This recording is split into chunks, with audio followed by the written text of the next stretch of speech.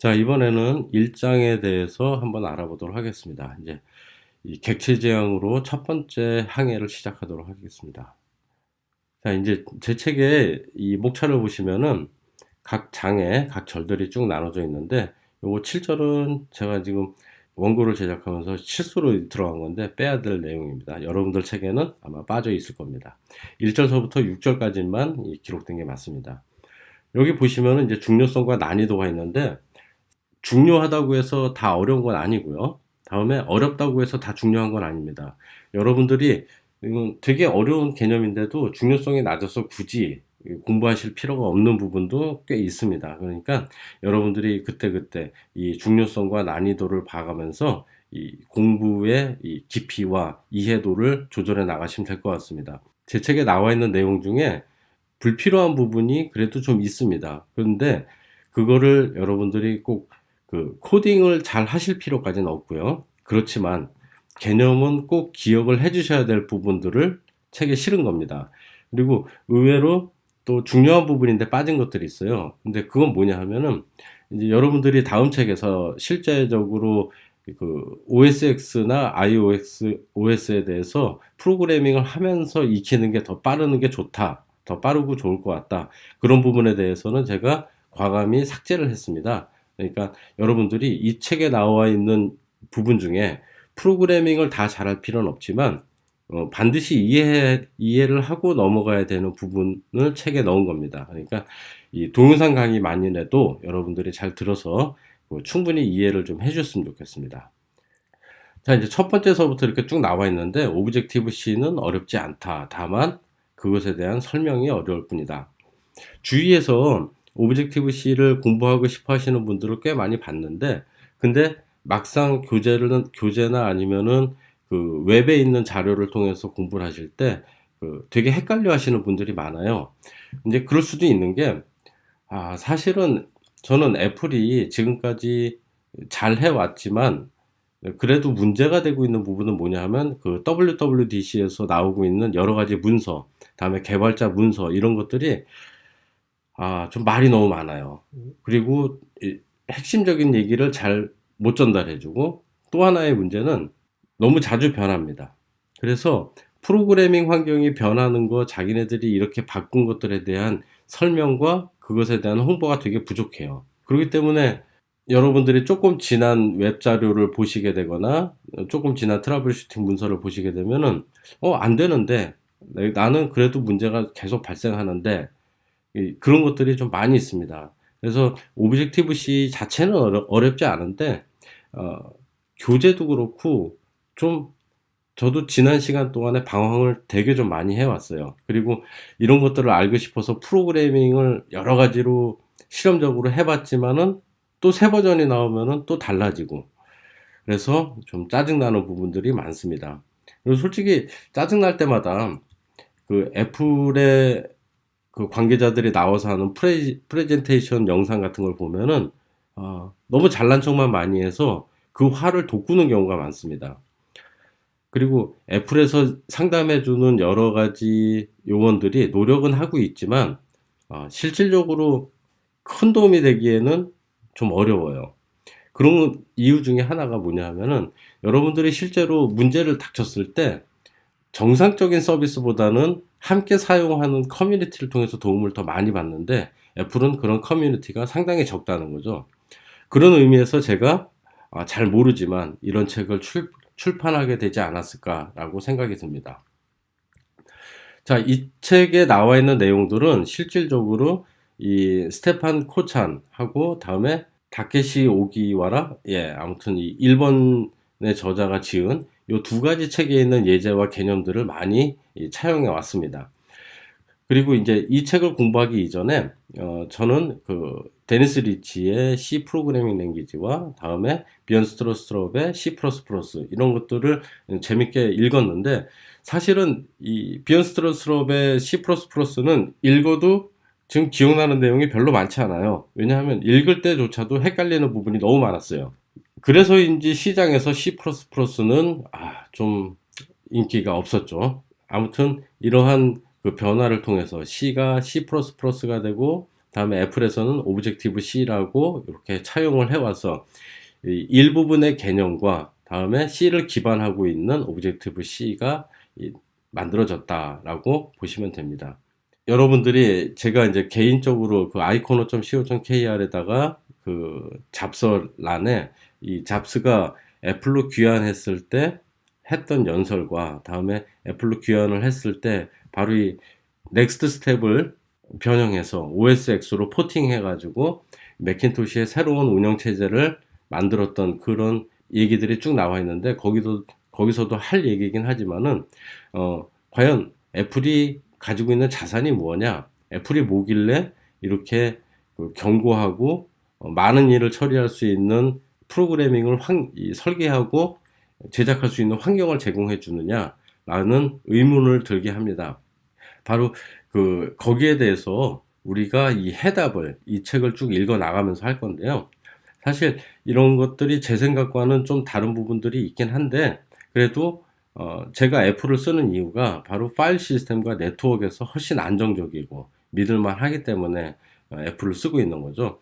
그리고 애플 프로그램을 제작을 하게 되면은 훨씬 안정되게 돌아갈 수 있고 큰 문제가 없고 유지 보수도 쉽다라는 거죠. 반면에 많이들 쓰고 있지만은 MS사의 제품은 사실 저는 좀 파일 시스템조차도 신뢰가 좀 가지 않는 부분이 많이 있습니다. 그렇기 때문에 애플이 조금 더 애플이 좋은 건 아니죠. 여기에도 나와 있지만은 애플 자체가 우수한 게 아니라 유닉스의 파일 시스템이 훨씬 더 안정적이기 때문에 애플이 안정적인 것일 뿐이죠. 그리고 현존하는 유닉스 시스템 중에서 가장 쓰기 편한 게 애플일 뿐이에요. 그냥 그게 다입니다. 사실 프로그래밍 환경이나 그런 것들을 쭉 고려했을 때는 우분투나 아니면 센트OS가 훨씬 더 편리할 수가 있죠. 사용자도 많고요. 이제 이 프로시저에서 이 함수 기반 즉 C 언어죠. C 언어에서 객체 지형으로 이동을 하는 이 단계에서 과거의 C 언어는 어떤 식으로 프로그램을 제작했느냐. 뭐 물론 메인으로 시작해서 메인으로 끝나고 다음에 이제 여러 가지 헤더 파일을 통해서 공유할 수 있는 여러 선언들을 쭉 해놓고 다음에 C 파일은 이렇게 실제 전역 변수 정의나 함수의 정의 이런 걸 통해서 서로 함수를 호출하면서 동작을 하게 되는 거죠. 반면에 오브젝티브 C는 클래스를 설계하고 클래스가 이렇게 있죠.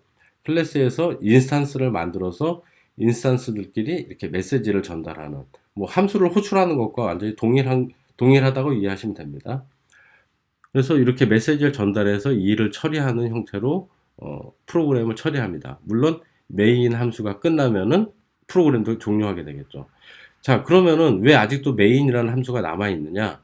그 이유는 무엇이냐 하면은 바로 오브젝티브 C가 전혀 새로운 언어가 아니고 C 언어로 변형할 수 있는 프리 컴파일을 통해서 C 언어로 바꾸고 이걸 다시 컴파일한 C89로 컴파일하고 링크를 하면은 실행 가능한 기계와 패키지가 만들어진다는 거죠. 즉 오브젝티브 C는 전혀 새로운 언어가 아니라 프리 컴파일이 필요한 C 언어에 불과하다. 그렇기 때문에 메인 함수가 지금도 남아 있다라는 거죠. 자, 이제 요 다이어그램을 이해하시는 게 이 책을 이해하시는 척도이기도 한데요. 바로 오브젝티브 C에서 제공해주고 있는 기본 파운데이션 라이브러리죠. 기본 파운데이션 라이브러리에 대한 이 상속도입니다. 이런 것은 사실 전체 상속도의 아주 일부만 표현한 거고요.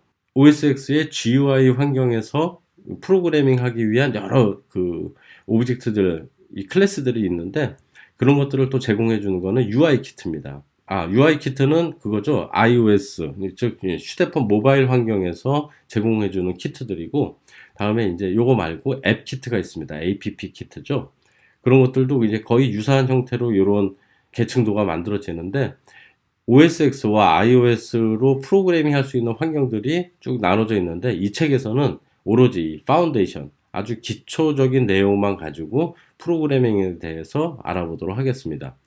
여러분들이 물론 많은 책에서 이거부터 설명하는 책들이 있어요. 그냥 만들어 가면서 배워나가는.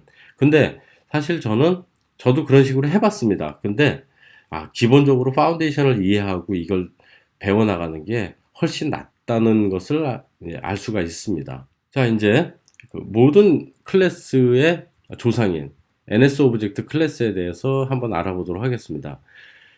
이 NS 오브젝트는 여러 가지 기능들을 이렇게 쭉 제공을 해주고 있는데, 이거를 여러분들이 지금 책을 보면서 쭉 하나하나 익히고 이러실 필요가 없어요. 지금 공부를 해봤자, 아, 이게 이거구나 라고 이해를 해봤자 뒤돌아서면 또 잊어버립니다. 아니, 저는 지금 이 책을 썼음에도 불구하고 이것들을 또 다 기억을 못합니다. 그러니까 그냥 이런 기능들을 제공해 주는구나 라고만 기억을 해주시면 될 것 같아요. 여기서 제일 중요한 거는 이 얼럭과 이니트입니다. 얼럭은 메모리 블록에 할당을 해주는, 이 인스턴스를 할당을 해주고 0으로 전부 다 그 내용물을 초기화시켜 준 다음에 그 포인터를 반환해주는 이 클래스 메소드, 클래스 함수입니다. 메소드나 함수나 여기서는 같은 의미로 이해해 주시면 될 것 같아요. 그 다음에 이제 init는 사용자가 정의하는 함수로 변수를 초기화시켜 주는 거예요. 제가 클래스를 설계하면은 그 클래스 안에는 어떤 이제 변수들이 쭉 들어가서 인스턴스가 만들어질 때마다 생성이 되겠죠. 그런 변수들의 초기 값을 그때그때 어떻게 설정해 주느냐, 그게 바로 이 init가 해주는 겁니다. 나머지 것들에 대해서는 이제 이 책의 중간, 결말 이런 부분에 쭉 나오는데 차차 해나가면 되고요. 우선 요것도 한번 알아보죠. 이 플러스라는 게 이 클래스 메소드, 그러니까 클래스를 대표해서 클래스에서 수행하는 거고, 마이너스라는 것은 인스턴스 메소드입니다. 즉 각 인스턴스가 독립적으로 행하는 그런 그 함수라고 보시면 되겠죠. 이렇게 동일한 함수명을 가지고 있지만 하나는 클래스에서 수행되고 하나는 이렇게 인스턴스에서 수행이 됩니다. 동일합니다. 뭐냐? 디스크립션, 즉 뭐 해설, 설명이란 뜻이겠죠. 오브젝티브 C에서는 여러분들이 요 assign, 우리나라에서는 골뱅이라고 더 많이 쓰는데 assign입니다. 이 assign이 이렇게 있는데, assign이 들어가는 것이 바로 오브젝티브 C로 쓴 언어를 프리컴파일 한다고 그랬죠. 프리컴파일 할 때 프리컴파일러가 동작하는 것 중에 바로 요 assign이 나올 때마다 프리컴파일러가 집중적으로 동작을 합니다. 이 사인은 오브젝티브 C에서 뭘 처리하라라는 그런 신호구나라고 받아들입니다. 예, 여러분들이 오브젝티브 C를 공부하실 때 이 sign을 이제 많이 보시게 되는데, 요게 나온다면 오브젝티브 C에 뭔가 특수한 처리를 해준다고 이해를 하시면 될 것 같아요. 자, 여기 그 앰퍼센트 앰퍼센트 아니죠. 퍼센트 들어가고 assign 나오고 이런 구분자를 만났을 때는 바로 이 클래스의 디스크립션이 동작을 해서 반환은 NS 스트링의 포인터 형태다. 즉 뭔가 문자열의 포인터를 반환해 준다. 즉 설명을 담고 있는 문자열을 만들어서 그 문자열 값을 반환해 주는 게 디스크립션입니다. 그러면 인스턴스에서 디스크립션이 수행되면은 그 인스턴스에 대한 해설이 반환이 되겠죠. 물론 이렇게 구분자로 그 sign을 만나게 되면은 동작을 하게 됩니다. 조금 있으면 바로 나옵니다. 이런 함수들 중에 여러분들이 또 한 가지 기억해 하셔야 될 게 이렇게 deprecated, 그래서 퇴출된, 이제 더 이상 안 쓴다라는 거죠. 여러분들이 디벨롭먼트 홈페이지 가시거나 그러시면은 deprecated 됐다는 메시지를 이제 읽을 수가 있는데, 이건 뭐냐 하면은 이제 더 이상 안 쓰니까 가급적이면 쓰지 마십시오라는 얘기입니다. 그렇다고 쓰면 안 되는 건 아닙니다. 써도 되는 것들도 있고 진짜 써서 안 되는 것도 있는데, 그건 그때그때 다르기 때문에 여러분들이 한번 그때그때 직접 시험을 해보셔야 됩니다. 아무튼 우리가 쓰더라도 데프리케이티드 되면은 다음 버전에서는 애플에서 제공해주는 더 좋은 방법으로 프로그램을 이렇게 바꾸시오라고 쭉 나와 있습니다. 그렇게 처리를 해주셔야 돼요. 자, 이제 기본적으로 다음 장으로 넘어가기 전에 우리 여기 그 구분자, 우리 아까 assign 구분자 알아봤죠? 이 구분자에 대해서 한번 알아볼게요. 사실 이 구분자는 그 printf문, C 언어의 printf문이나 아니면은 scanf문의 구분자에서도 많이 쓰이는 건데, 오브젝티브 C도 C가 쓰는 거하고 동일하게 거의 동일한 내용으로 쭉 다 가지고 옵니다. 여기서 그 한 가지 추가가 되는 게 바로 요겁니다. 이렇게 퍼센트 들어가고 assign 들어가서 이게 놓이게 되면은 클래스나 아니면 인스턴스의 description이라는 함수가 메소드가 수행이 돼서 그 ns 스트링이 반환되고 그게 바로 우리가 출력해줄 문자열에 사용된다라는 거죠. 자, 예제 한번 볼게요. 자, 인테이저. 이거는 뭐, 여기까지는 완전히 C죠? C 언어하고 동일합니다. 그래서 인테이저 해서 100 넣어주고, 플로트 값은 뭐 넣어주고, 더블형 값은 이런 식으로 인수형으로 넣어주고요. 더블형도 이렇게 넣어주고, 캐릭터 형태 넣어줬습니다. 자, 이런 구분자들이 이 %D가 되면은 그 데시말, 그래서 정수로 표시되고, %F면은 이제 부동소수점형, 다음에 %G면은 인수형으로, 다음에 %C면은 이렇게 문자 형태로 쭉 출력이 됩니다. 어떻게? 각 인수와 구분자가 이렇게 서로 위치별로 1대1로 매칭합니다. 이 두 개의 G는 바로 요 두 개의 더블 값을 표시할 때 쓰겠죠? 그 다음에 이제 마지막으로 ch value는 이렇게 문자 값을 출력을 하게 됩니다. 이 위에 문장이 수행됐을 때, 이 문장이 수행됐을 때 결과는 100. 다음에 플로트 형태로, 부동소수점 형태로 나오고, 인수 형태로 나오고, 인수 형태로 나오고, 그 다음에 이렇게 캐릭터 형태로 나오고, 이런 내용들이 출력이 되겠죠. 자, 이제 여기 한번 볼게요. 여기서는 id 이게 후반부에 중반부에 나오는데 이 id는 일종의 보이드 형태의 포인터입니다. 그냥 메모리 어딘가에 주소를 가르치고 있다고 보시면은 딱 맞겠죠. 이 주소를 가리키는 두 개의 변수 P와 C를 이렇게 선언했습니다. 그래서 P는 파렌트, 그래서 부모죠. 다음에 C는 차일드.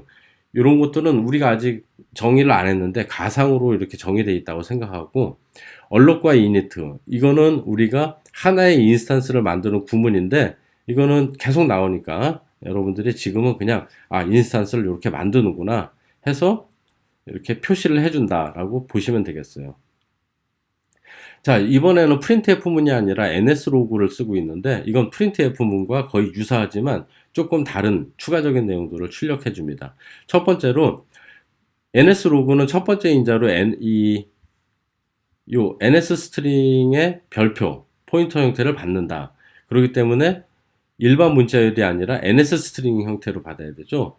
바로 이렇게 sign을 먼저 집어넣고 문자열을 쓰면은 이게 바로 ns 스트링의 리터럴, 상수 형태로 이해가 됩니다. 프로그램에서는. 그렇기 때문에 이렇게 여러분들이 이 assign 그냥 무시하시고 그냥 문자열이구나 라고 이해하셔도 돼요. 이 ns 스트링의 문자열이긴 한데 일반 C 언어의 문자열과 뭐 같구나 라고 이해하셔도 됩니다. 자, 보실게요.